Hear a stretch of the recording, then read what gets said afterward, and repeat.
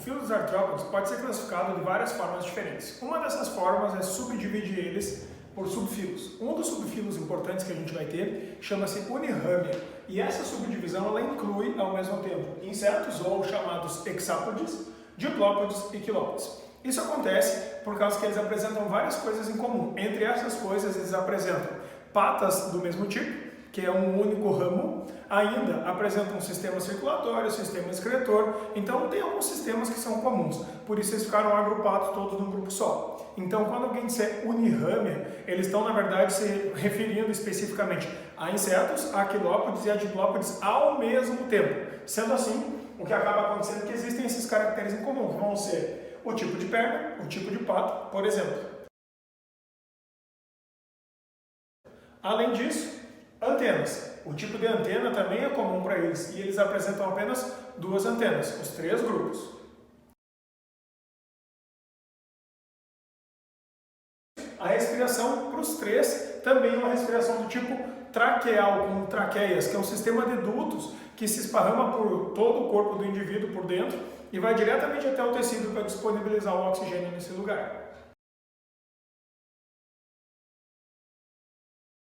Ainda, a gente pode ter um sistema de excreção por tubos ou dutos, ou também chamados túbulos de Malpighi, que também é comum para os três grupos.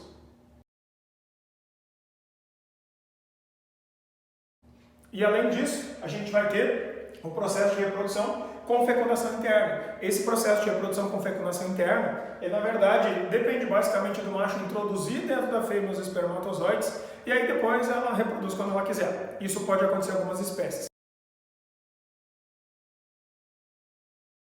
Não dá para descartar nesses grupos também para algumas formas de vida a partenogênese, que é aquele mecanismo em que a fêmea deposita ovos na natureza e eles por conta própria se desenvolvem sem precisar de fecundação. Só que isso já é um caso um pouquinho mais específico e pontual, não é uma coisa tão habitual. Além disso, então nós temos, além dos caracteres comuns, temos caracteres que são pontuais e específicos para cada um deles. Eu até não citei aqui, mas é uma coisa que é comum para todos os artrópodes daí, que é um sistema circulatório do tipo aberto ou lacunar, onde o corpo esparrama um fluido por dentro de todo o corpo, que seria o que faz o papel do sangue, chamado de hemolinfa. Então, o primeiro grupinho dos três do subfilo Unirâmia é a classe dos insetos. Nesse caso aqui, provavelmente a classe mais abundante de toda a natureza dentro do grupo dos artrópodes é a dos insetos, deve ocupar praticamente todos os lugares do mundo. Nesse caso aqui, são indivíduos hexápodes, ou seja, sempre apresentam 6 patinhas de locomoção, obrigatoriamente presas ao tórax, sempre, meios de locomoção presos no tórax. O corpo está dividido nos tagmas cabeça, tórax e abdômen, então é a tagmatização aquela mais clássica de todos. São indivíduos díceros, que significa apresentam duas antenas, então apresentam 6 pernas, 2 antenas, e aí em relação às asas, eles podem ser ápteros ou não ter asas, podem ser dípteros e apresentarem 2 asas para voar, e aí de repente 2 outras asas transformadas em estruturas diferentes, e ainda tetrápteros. Esses indivíduos apresentam 4 asas, que nesse caso as 4 asas são o que a maioria dos insetos que voam tem. Só que, em geral, 2 dessas asas podem estar voltadas então para outras finalidades, como equilibrar o voo, como é o caso de uma estrutura chamada de balancins, que são estruturas que ajudam os mosquitos a voarem, por exemplo. Além disso, podem ser estruturas de proteção, como é o caso dos besouros e das joaninhas, que tem uma estrutura em forma de carapaça por cima das asas de voar, chamadas de élitros, então formando um estojinho, né, protetor, que é aquele coloridinho que tem nas joaninhas. Então isso vai variar de bichinho para bichinho. Então pode ser 0 asas, 2 asas ou 4 asas. Então nesse caso aqui, nós temos a organização geral do corpo de um inseto como, primeiro, uma cabeça onde estão as estruturas todas sensoriais, com um olho composto, né, 2 olhos compostos, por vários pedacinhos pequenininhos, várias lentes chamadas de omatídeos. A soma de todas as visões de todas essas lentes forma a imagem que o inseto vai ver. Em geral, cada olho vai chegar até 2.500 lentes. Então, são 2.500 imagens de cada olho. Então, ele consegue ver muita coisa ao mesmo tempo.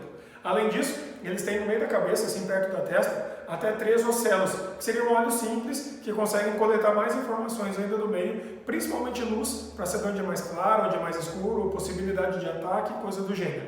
Além disso, na cabeça a gente ainda encontra um par de antenas, que são aquelas que servem com função táctil, que é para tocar e sentir, e ainda a função olfativa, né? Sentem cheiro e também sentem gosto. Então eles conseguem tocar as antenas e sentir se é comida, se é xixi, se é etc. Né? Então identifica o tipo de coisa que eles estão tocando com as antenas. Por quê? Porque na verdade os insetos apresentam horrores de hábitos alimentares. Tem alguns que são hematófagos, se alimentam de sangue, aí apresentam um aparelho bucal para picar e tirar sangue. Outro exemplo que a gente vai ter são animais que apresentam uma mandíbula mastigadora, como é o caso dos gafanhotos que devoram as lavouras. Apresentam um aparelho mastigador para poder destruir todas as lavouras, as vegetações, as hortaliças, que é o que acontece também com as formigas cortadeiras com o aparelho bucal mastigador. Mas ainda a gente tem também outros tipos de aparelhos bucais, como é o caso, por exemplo, das abelhas, que vão sugar o néctar, ou então, de repente, das borboletas, que vão se alimentar do néctar. Então tem um aparelho sugador labial, que não é aquele para perfurar e tirar sangue, não é aquele de mastigar, mas é para lamber e tirar todo o néctar. Então, nesse caso, como os aparelhos bucais são muito variáveis, as antenas têm que tocar para saber que tipo de comida que é. Então, sabendo que a cabeça junta todos esses sistemas, é obrigatório que na cabeça esteja o gânglio cerebral. Então, um par de gânglios que, na verdade, funcionam como os 2 hemisférios do cérebro, né, que ficam em cima, ligados aos olhos, às antenas, aos ocelos, à boca, coordenando todas essas atividades. Deste par, parte um conjunto de nervos ramificados que vão até a base das asas, até aparelhos bucais para poder mexer a boca, até a parte das patas com gânglios ventrais para coordenar os demais tipos de sistemas. Então, sistema nervoso ganglionar e ventral. Fora esses sistemas de coordenação sensoriais que estão na zona da cabeça, ainda existem outros sistemas. Por exemplo, sistema digestório, que começa com bocas variáveis, dependendo do tipo de hábito alimentar. Ainda tem boca, esôfago, faringe, né?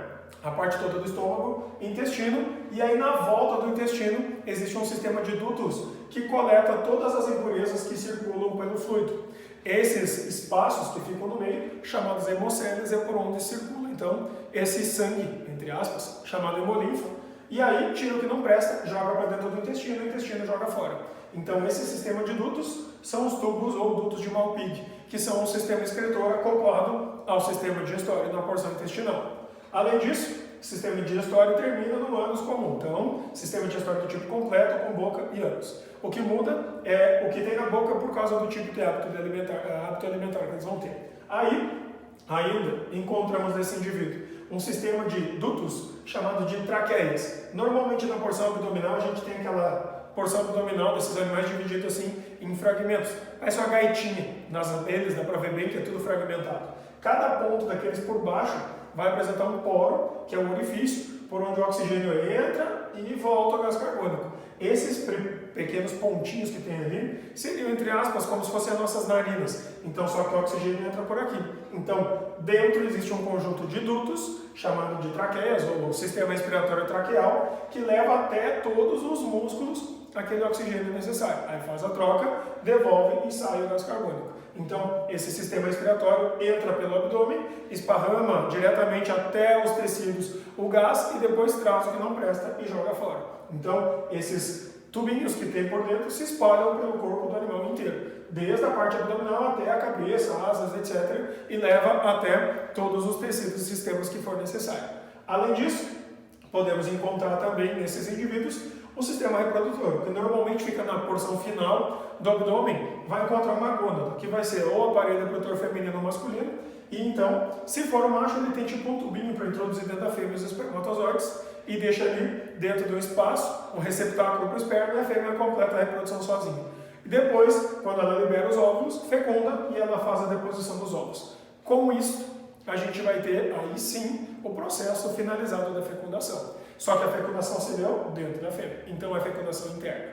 Então, olhem só, cabeça, tórax, abdômen e divisão do corpo, asas e patas, que é a estrutura de locomoção, sempre na porção central, que é o tórax. Então, a porção final é onde está a maioria dos sistemas. Justamente por isso, esse sistema circulatório vai estar daqui para trás do meio para trás, onde o coração fica no dorso e espalha através de um canal chamado a aorta todo aquele, entre aspas, sangue do bicho e espalha por ali. Então essa porção final tem todos os sistemas basicamente. E aí o reprodutor, que era o que eu estava falando, ele vai ser responsável por depositar no meio os ovinhos. Então depois que acontece a fecundação, aí sim começa o processo final de desenvolvimento.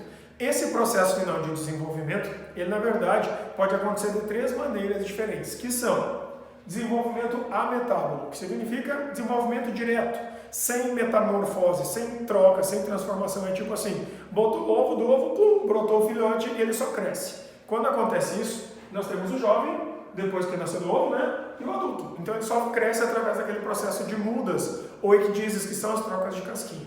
E deu, nada mais. Quando acontece isso aqui, um exemplo é a traça, aquela traça do livro, que come livro velho, come roupa, etc. Né? Então, esses desenvolvimentos ametábolos são desenvolvimentos que não apresentam, então, nenhum tipo de transformação. Esse é metamorfose, é direto. Aí, nós temos o desenvolvimento 2 e 3. O 2 são os indivíduos hemimetábolos, que significa que apresentam um tipo de desenvolvimento, assim, parcial.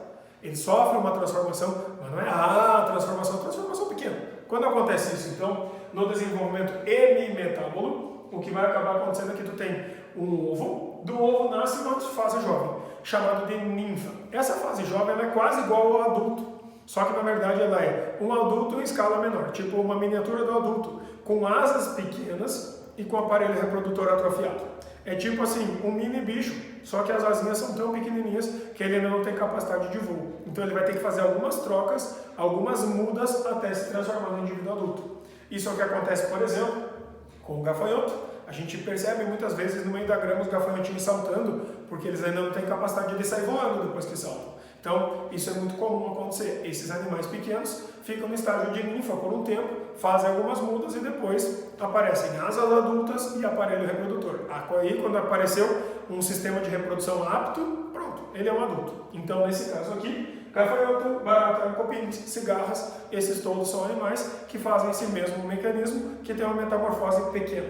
Agora, o terceiro grupo, o último grupo de indivíduos, que são os indivíduos holometábolos, são indivíduos com metamorfose total, são indivíduos que ficam completamente diferentes no seu estágio jovem e no adulto, bem distintos. Então aqui, o sistema 2 seria uma metamorfose mais ou menos, um desenvolvimento quase indireto. Agora, nos holometábolos tem larva, aí o desenvolvimento é bem indireto. Nesse caso, a gente vai ter um ovo, do ovo sai uma larva. A larva normalmente é uma lagarta, tipo o bichinho cabeludo, né? Taturana, esses bichinhos assim, né, que são lagartinhas de lavoura, por exemplo, são exemplos de larvas que nasceram de ovos assim. Quando acontece isso, essa larva, ela come por muito tempo. Aí quando ela comeu e guardou bastante comida, ela foi fazendo trocas, foi fazendo mudas naquele período. Só que a larvinha, ela é uma lagarta e só a cabeça dela tem aquele exoesqueleto de quitina, então ela faz muda só do capacete. E o resto do corpo daquela lagarta vai só crescendo. Quando ela acumulou grande quantidade de comida e já tem energia suficiente, aí ela para e transforma aquela forma dela num casulo. Então ela fabrica um casulo, tá, chamado de pupa crisálida, que é a parte então do casulinho. Essa pupa ou crisálida ou casulo, na verdade é quando o bicho vai ficar lá dentro e sofre uma altíssima capacidade de transformação, autofagia, autólise, e ele vai se decompondo lá dentro. Só que aí ele pega toda a energia daquele corpo que cresceu e a única peça que permanece é a cabeça. Então todo o resto do corpo é desmanchado. E aí vão surgir as patas de um indivíduo adulto. Se ele tiver asas, as asas do indivíduo adulto. As antenas, a cabeça sofre uma transformaçãozinha, mas mantém basicamente a mesma estrutura. E aí o bicho vai ser aquilo que ele vai ser quando adulto de verdade. Então, nesse caso, ele vai se transformar da lagarta numa borboleta, da lagarta numa mosca, da lagarta em outro tipo de bicho. Então, mosquito. Quando acontece isso, então é ovo, larva, pupa, que é o casulo, e de dentro do casulo surge o ímago. O ímago é o adulto. Então, quando acontecer isso aí, nós atingimos o estágio adulto. Então, por exemplo, um exemplo bem simples. Quando a gente tem o desenvolvimento de vários insetos, como é o caso, por exemplo, de mosquito, dentro da água parada. Isso é um exemplo.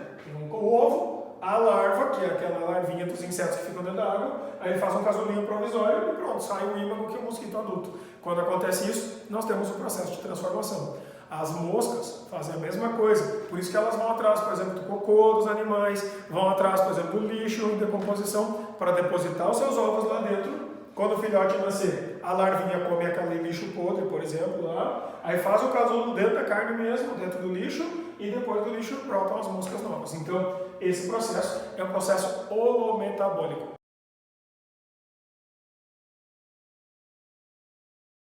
Então, nesses casos, os insetos de todos os grupos de uniramos é o mais abundante de todos e o mais importante. Temos que tomar cuidado porque a variedade de formas de vida aqui é absurdamente grande. Inclui um monte de formas de vida, como piolho, por exemplo.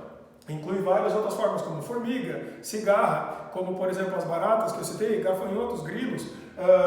Vamos pegar outros exemplos diferentes, assim, as vespas, as abelhas. Então, tu tem uma quantidade absurda de indivíduos. Um bem importante, aí tem os grupos importantes, que são mosquitos transmissores de doenças, moscas disseminadoras de doenças, nós temos também o barbeiro, que é disseminador lá da doença de Chagas, o anófilis, que acaba transmitindo a malária. Então, tem vários tipos de animais que pertencem a esse grupo e que tem uma importância bem relevante do ponto de vista médico, do ponto de vista ecológico, do ponto de vista ambiental. Os dois últimos grupos, então, de artrópodes são os diplópodes e os quilópodes. Também subdivididos essas duas classes num grupo só, chamados de miriápodes, que significaria mais ou menos assim, resumidamente, indivíduos de corpo alongado, com um corpo dividido em segmentos com patas. Só que a grande diferença, o mais gritante que nós vamos ter, assim, de forma simples de dizer, é que no caso dos diplópodes nós vamos ter sempre 2 pares de patas por segmento. Significa que cada pedacinho desses do corpo do animal apresenta 2 patinhas. Já no caso dos quilópodes, cada segmento desses aqui apresenta um par de patas. Cuidando, esses segmentos não são metâmeros perfeitos, como era no caso dos anelídeos. Então, nesse caso aqui, a gente deve lembrar que os miriápodes, ou diplópodes e quilópodes, apresentam características lá comuns ainda com os insetos, que é sistema circulatório, sistema reprodutor, sistema de excreção, sistema respiratório. Todas essas coisas são comuns, por isso que eles fazem parte daquele grupo único que é o unirame. Sendo assim, no caso específico do grupo dos diplópodes, o corpo é subdividido nos seguintes estágios: cabeça, um tórax curto, normalmente de 4 a 8 segmentos, e o resto, que são vários, aí vão ser todos os segmentos do abdômen. Nesse caso aqui, então, representados especificamente pelo piolho de cobra. O piolho de cobra, então, na verdade é um animal que não é peçonhento. Ele tem antenas curtinhas e curvadas para baixo, uma maxila para mastigar grama, ou o resto de pedaços de vegetais, fazendo com que ele ajude a compor o humus da grama, que é o resto, né, da terra, aquela nutritiva, que vem a partir das suas fezes mesmo, que nem o caso da minhoca, por exemplo. Além disso, esses indivíduos têm hábitos herbívoros e detritívoros, que é comer resto de planta ou vegetais mesmo, e normalmente quando tu dá um toque nele, assim, ele para se enrolar, já que ele não é um animal venenoso, já que ele não é predador, ele tende a se enroscar todo. Só que diferente do tatu-bolinha, que é aquele crustáceo, né? Ele se enrolaria de frente, aqui ele se enrosca de lado, tá? E acaba ficando todo enroladinho para tentar se defender. Por quê? Porque ele não é herbívoro, ele não tem esse hábito de ataque. Já no grupo dos quilópodes, que também tem aquelas características de respiração, excreção e tal, tudo similar ao primeiro, ele se diferencia na sua estrutura e no comportamento.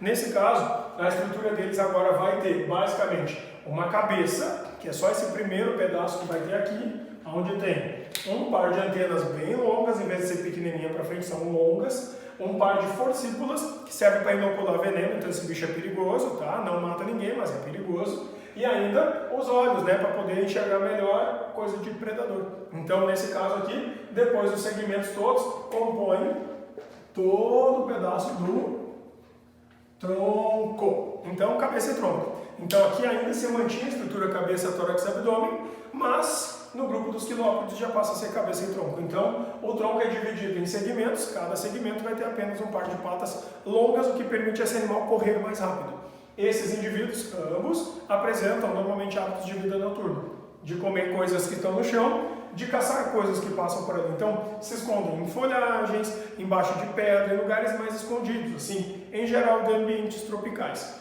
Essas lacraias, que são o principal representante, podem ser bichinhos pequenininhos, de poucos centímetros até alguns maiores. Nesse caso, os grandes representantes são centopeias e lacraias. São animais peçonhentos, então eles podem introduzir veneno. apresentam as forcículas para isso. São animais carnívoros, normalmente comem carne, matando bichinhos pequenininhos, outros insetos em geral, e ainda picam como uma forma de caça e defesa. E aí a característica mais importante, um par de patas por segmento. Tanto no caso dos quilópodes como nos diplópodes, a fecundação e o desenvolvimento se dão de forma ametábola, que significa é direto, fecunda interno e nasce o filhote que desenvolve direto. Então esses dois grupos finalizam todos os grupos e características dos animais pertencentes aos artrópodes.